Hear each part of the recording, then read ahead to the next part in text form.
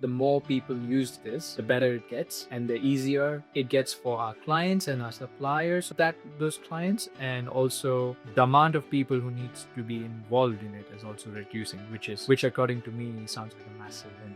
I think now all there's left to do is to show them what we've been talking about. So let's have a quick demonstration of it. Yeah, let's go. So I'm sharing the screen. I'm sharing this is the supplier area, but let's go first to the homepage. Yeah. So something that is new in the app is all this supply chain area. So we used to have the supplier area where we had the emissions by supplier, but now we have introduced more tabs that are related with how are we going to be sending the forms, how are we going to be creating the contacts for the suppliers, and how are we going to be tracking the suppliers. Then also it's very important to have different contact points from the same company, because maybe I have to send the 18, but a procurement form to a procurement focal point, but then the GHG compliance form will be to the sustainability officer. So we are very flexible with the contacts. There will be different contacts points from a supplier, and then of course each company wants to ask different questions. So for that, we have developed, I think, the most flexible form creator as possible. So you can be creating any different type of question and add it to a form. So you have full flexibility on what do you want to ask. Right. But we also offer some already made templates. Yeah. That we have seen many clients are using, so that you don't have to break your brains and think about the questions of GHG, because some protocols have already like established number of questions that you have to ask. That's awesome. How does it all look over here? Yeah. So I was just showing the homepage, but this is the main. This is the first area. This is the supplier area where we can see the emissions per supplier, and here we can start to prioritize one suppliers over others, maybe through emissions or maybe through other different points or other reasons.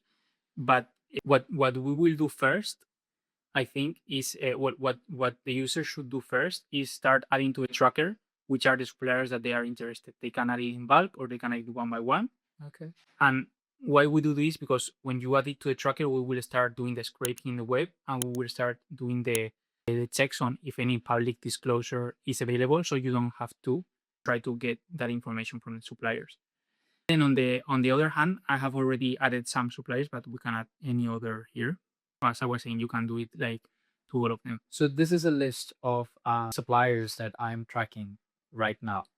This is a list of the suppliers that have been identified by our system. Okay. So the system automatically gives you suggestions on like who your suppliers are based on like the provisional data that you uploaded. Yeah, and then I can now choose which of those that I want to actively track and then get some information from them.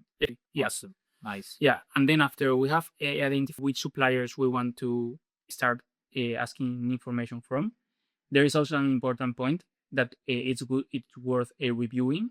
That is the form template that we were. So we now have kind of like some suppliers that we're interested in doing follow-up and asking questions, but then also like in parallel we can already start checking which are the form templates that we are providing. And or maybe create a new template that we want to, or create a new form. So so here you have the ability to see the questions that we have in these templates that we are providing. So for example, this is a basic GHG disclosure. So we have scope 1, scope 2, scope 3, methodology, other information. But then the user can also like copy this template and duplicate it and add more questions, or it can create a new template here.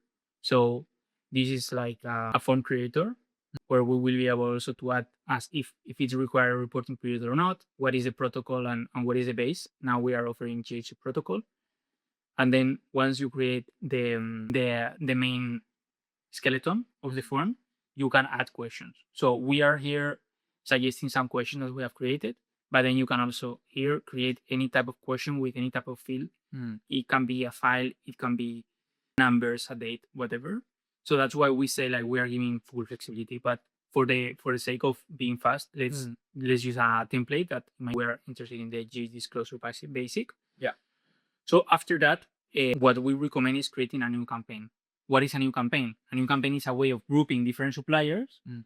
under the same form or different forms. Mm. You can choose, and then sending all this information at the same time. So we will be sending the emails automatically to all of them, or you can also choose if you want to have your own template and you want to create contact one by one, because this is something also we identified from all the meetings we had, that some people want to contact directly with their email. We also offer that possibility, so it's flexible in that sense. So when we create a campaign, we'll do a test campaign for the video. Here we can just add a new label. Also important point, having a due date. We will be able to trigger automatic email reminders to the suppliers when we're approaching the due date, and then also this will be customizable for the users to be able to send it more frequently, less frequency, or maybe even not send them. And then once we have created the campaign, what we have to do is adding a form that we already saw which forms we have. Yeah. So it's very straightforward. We just choose the form that we said, like the G closure basic. And of course, if you had a custom form, it's going to show up there. And Yeah, correct. Yeah, exactly. And then we will set the reporting period, because these things normally are asked for reporting period, but maybe it was not required, and we saw that you have the possibility of not requiring a reporting period. Okay. So maybe it would be something that it's doesn't have a closed period of time. But in this case, let's do kind of like on financial year 2025, year 2025, and then we will have added already the form, and then the next point is adding the suppliers.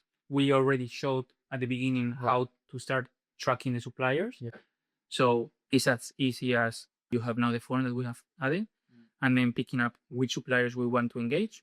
We will add the suppliers, and then the next point will be like, we can even either send already the form, but in this case, we will see when we go back down and see all the different suppliers we added and we had before, we will see that some of them don't have a contact. So, so if we want to, this one was already, we already did a test in a previously, so I already added an email. But here, to be able to let us contact directly to the suppliers, we need an email to be able to send that automatic email. Right. So here you are able to just add the contact. So it's here, it will already prompt you to add the contact. But also there is a possibility to here download all the links. So the automatic links that will be sent to the suppliers, because each supplier will receive a custom link that will let them access to the supplier portal and then answer the questions. Yeah. So the way of us sending those links is either by an automatic email when would you provide all the emails and the contact points for those suppliers, or by downloading this spreadsheet with all the different links, and then you send them by email or however you prefer to your suppliers. So like we're hitting every button. It's awesome. So here, for example, we can do the example of showing creating the links directly from the spreadsheet. Yeah. And then we will be able to download this spreadsheet. Yeah. We will have the same information as we were showing before, but here we will have also a link that is not showing the, and then this link is what we will copy paste and send to each of the suppliers. So as an example, what the supplier will see is by clicking that link, that is that's a unique link that will be sent each supplier will have a different link that will let them access to the supplier portal. Here in the supplier portal, what it will be shown is the same form as we were viewing before, the GG form, with all those questions, scope 1, scope 2, scope 3. And then what they can do is reply here. Yeah. They don't even have to save, because it will save automatically as soon as they leave the input. Perfect. And they can submit whenever they are ready. They can submit without answering the questions, because also something we saw after having all these interviews is that many of these suppliers don't have all the answers to the question. So maybe they will have a couple of them, but it's enough. Like with just answering partly, it will be good. Awesome. And they can always obviously come back if they want to give more information. Yeah. And you can chase them up. Exactly. So that's supply chain for you. Yeah. And then as we saw, like we were doing this example with the X group, and we will be able to see here in the details, we'll be able to see like that they already answered the scope 1. That question, yes. Yeah. But it's in draft, they haven't submitted yet. And until they don't submit, we will not see that completed. But as soon as I do the test and I submit, it will be sent as Thing as like, yeah, it's been done. it will be sent here. The supplier will have it, Yeah. and then here, sorry, it's here in the campaign. We will see that the dashboard will be complete with one completed. So we will update the KPIs here, and also we will be shown the complete here. Yeah, this is truly a one-stop solution, and the more people use this, the better it gets, and the easier it gets for our clients and our suppliers of those clients, and also the amount of people who needs to be involved in it is also reducing, which according to me sounds like a massive win. Yeah, exactly. Yeah, perfect. Well, I think that brings us to the end of us talking about supply chain. What's new in NetNada is supply chain engagement. Hope you guys liked it. Big was to Carlos for making this possible. And of course, as usual, if you have any questions, you can contact me, Carlos, or NetNada's account in LinkedIn, Instagram, wherever you're watching this. We're always keen to respond and connect. Thank you. Thank you.